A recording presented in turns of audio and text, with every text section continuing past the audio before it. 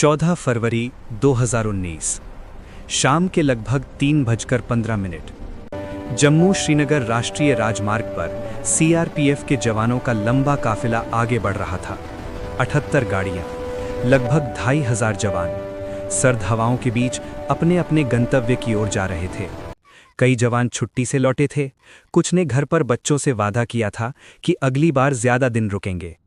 अचानक एक तेज रफ्तार एसयूवी काफिले की एक बस से आकर टकराती है और अगले ही पल एक भीषण धमाका। आसमान में उठता धुएं का गुबार, सड़क पर बिखरे मलबे के बीच चीखें, सन्नाटा और वायरलेस पर घबराई आवाजें। Blast, blast, confirm blast. 40 CRPF जवान शहीद हो चुके थे। देश स्तब्ध था। टीवी स्क्रीन पर लगातार चल रही तस्वीरें, एंकरों की भारी आवाजें, सोशल मीडिया पर उमड़ता गुस्सा और हर घर में एक ही सवाल, आखिर ये कैसे हुआ? हमले की जिम्मेदारी पाकिस्तान स्थित आतंकी संगठन जैश ए मोहम्मद ने ली। हमलावर था आदिल अहमद दार, जो स्थानीय स्तर पर कट्टरपंथ के जाल में फंसा एक युवक था। लेकिन जांच एजेंसियों ने जल्दी ही समझ लिया कि ये हमला सिर्फ एक स्थानीय साजिश नहीं था। इतनी बड़ी मात्रा में विस्फोटक, इतनी सटीक योजना, इसके पीछे संगठित और सीमा पार से मिली मदद की आशंका साफ दिख रही थी। दिल्ली में उसी शाम आपात बैठक बुलाई गई। प्रधानमंत्री, राष्ट्रीय सुरक्षा सलाहकार, सेना और वायुसेना प्रमुख सब एक कमरे में। माहौल गंभीर था। हर किसी के सामने सिर्फ एक ही सवाल था, क्या इस बार भी प्रतिक्रिया सिर्फ कूटनीतिक बयान तक सीमित रहेगी या कुछ अलग होगा? अगले 48 घंटों में भारत ने पाकिस्तान से मोस्ट फेवर्ड नेशन का दर्जा वापस ले लिया। अंतर्राष्ट्रीय स्तर पर पाकिस्तान को घेरने की रणनीति शुरू हो गई, लेकिन देश के भीतर जनभावना उफान पर थी। शहीदों के अंतिम संस्कार में उमड़ी भीड़, शहीदों का बदला की मांग, हर तरफ एक आक्रोश।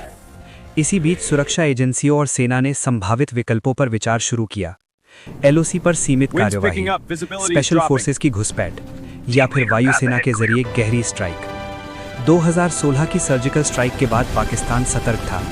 इस बार कुछ ऐसा करना था जो निर्णायक भी हो और युद्ध में तब्दील भी ना हो। खुफिया एजेंसियों ने पाकिस्तान के खैबर पख्तूनख्वा प्रांत के बालाकोट क्षेत्र की एक परिसर की पहचान की।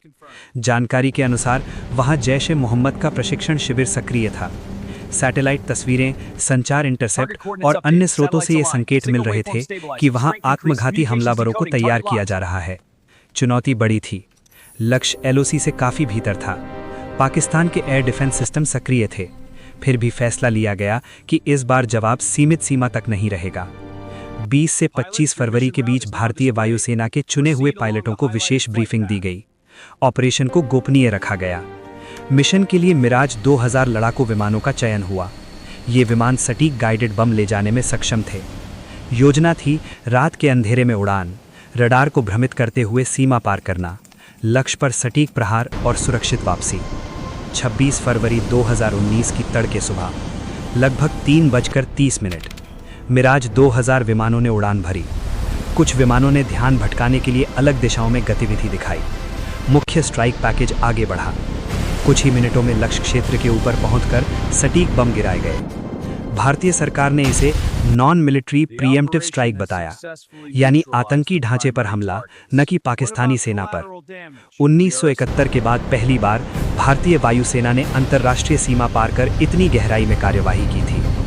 ये संकेत था कि आतंकवाद को अब केवल सीमित जवाब नहीं मिलेगा। लेकिन घटनाक्रम यहीं नहीं रुका। 27 फरवरी की सुबह पाकिस्तान की वायुसेना ने जवाबी गतिविधि शुरू की। एलओसी के पास दोनों देशों के लड़ाकू विमान आमने सामने आए। हवाई मुठभेड़ के दौरान भारतीय वायुसेना के विंग कमांडर अभिनंदन वर्धमान का मिग-21 बाइसन विमान दुर्घटनाग्रस्त हो गया। वे पाकिस्तान अधिकृत क्षेत्र में उतरे और पकड़े गए। पूरा देश टीवी स्क्रीन पर उनकी तस्वीर देख रहा था। शांत चेहरा, संयमित आवाज, सीमित शब्दों में जवाब। तनाव चरम पर था। दोनों परमाणु संपन्न देशों के बीच टकराव की आशंका जताई जाने लगी। अंतर्राष्ट्रीय समुदाय सक्रिय हुआ। कूटनीतिक बातचीत तेज हुई। कुछ ही दिनों में पाकिस्तान ने अभिनंदन वर्धमान को रिहा कर दिया। उनकी वापसी को देश भर में सम्मान और भावनात्मक स्वागत मिला। ये घटनाएं दक्षिण एशिया की रणनीतिक तस्वीर बदल दी। भारत ने स्पष्ट किया कि आतंकी ढांचों पर, चाहे वो सीमा पार ही क्यों न हो, कार्यवाही की जा सकती है। साथ ही ये भी दिखाया गया कि सैन्य कार्यवाही और कूटनीति साथ साथ चल सकती हैं। पुलवामा हमले के बाद के वो दिन सिर्फ सैन्य घटनाएं नहीं थे, बल्कि नीति में बदलाव के संकेत थे। स्ट्रेटेजिक रिस्ट्रेंट की परंपरागत नीति की जगह एक नई सोच उभरी। आवश्यकता पड़ने पर पूर्व निरोधात्मक कार्यवाही। लेकिन इस पूरे घटनाक्रम के केंद्र में वो 40 शहीद जवान थे, जिनकी शहादत ने देश को झकझोर दिया। उनके परिवारों के लिए समय वहीं ठहर गया, जबकि देश आगे बढ़ गया। 14 फरवरी से 27 फरवरी तक के वो 12 दिन इतिहास में दर्ज हो गए। एक हमले, उसके बाद की रणनीति और सीमित लेकिन निर्णायक सैन्य प्रतिक्रिया के रूप में। ये कहानी सिर्फ प्रतिशोध की नहीं, बल्कि नीति, संयम, निर्णय और बदलती रणनीति की कहानी है, जिसने भारत की सुरक्षा सोच को एक नए अध्याय की ओर मोड़ दिया।